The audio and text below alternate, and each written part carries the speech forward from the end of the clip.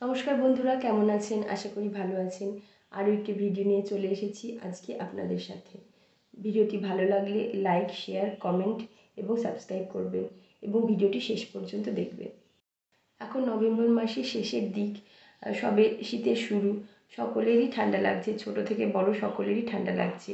এবার ছোটদের কিভাবে যত্ন নেবেন, যারা নতুন মা হয়েছেন তাদের ক্ষেত্রে তো এটা খুবই কমন ব্যাপার। বাচ্চাদের একটু ওয়েদার চেঞ্জ হলেই ঠান্ডা লেগে যায়। বাচ্চাদের শরীরে তো ইমিউনিটি পাওয়ার কম থাকে, এই কারণে তারা ভাইরাসের সাথে লড়াই করার ক্ষমতা কম থাকে। এই কারণে খুব সহজেই তারা ভাইরাস দ্বারা আক্রান্ত হয়।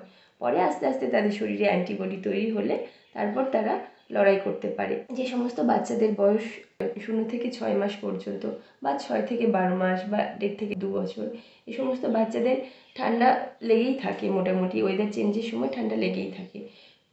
0 থেকে 6 মাস পর্যন্ত বাচ্চারা ব্রেস্ট ফিড আর ফর্মুলা মিল্ক ছাড়া আর তো কিছুই খায় না।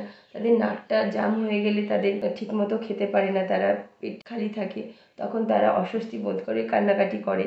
সেই জন্য তাদের নাকটা সবসময় যাতে ক্লিয়ার থাকে, এই জন্য ন্যাসো ক্লিয়ার ড্রপটা দেবেন। ওটি খুবই ভালো ড্রপ।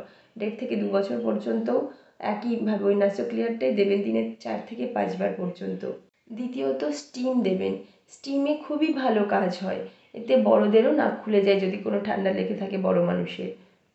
বাচ্চাদের জন্য দোকানে স্টিমার আপনারা পেয়ে যাবেন। আর খেয়াল রাখবেন, কারণ বাচ্চারা তো চোখ বন্ধ করে স্টিমটা নিতে চায় না, ওরা তো অতটা বোঝে না, একটু দূর থেকে দেওয়ার চেষ্টা করবেন।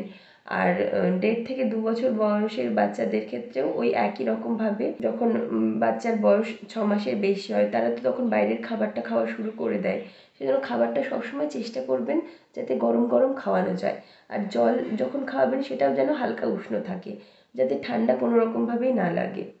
এছাড়া বাড়িতে যদি রাম তুলসী থাকে বা কারোর কাছ থেকে আনতে পারেন, রাম তুলসী রস করে মধু দিয়ে সেটা 1 চামচ করে খাইয়ে দিতে পারবেন। ওটা খুবই ভালো কাজ হয়, কফটা উঠে যায় তাতে। এছাড়া মন্টেয়ার এলসি কিড একটি ওষুধ, আপনারা ডাক্তারের পরামর্শ অবশ্যই নেবেন খাওয়ানোর আগে। এটা খুবই ভালো ওষুধ, বাচ্চাদের খুবই তাড়াতাড়ি কাজ হয়। এছাড়াও রাতে শোয়ার সময় এটা যদি আপনারা বাড়িতে তৈরি করে রেখে দেন খুবই ভালো হয়।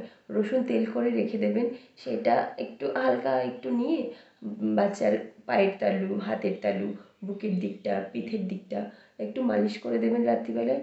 খুবই ভালো কাজ হয়। আপনি দেখবেন 2-3 দিনেই আপনি উপকার পেয়ে গেছেন। আশা করি এগুলো ফলো করলে খুব তাড়াতাড়ি আপনার বাচ্চা সুস্থ হয়ে যাবে।